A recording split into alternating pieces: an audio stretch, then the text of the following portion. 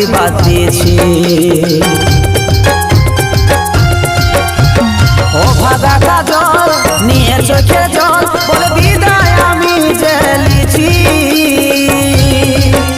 তোর জন্যে এই ব্যাগটা দিয়েছি। আমি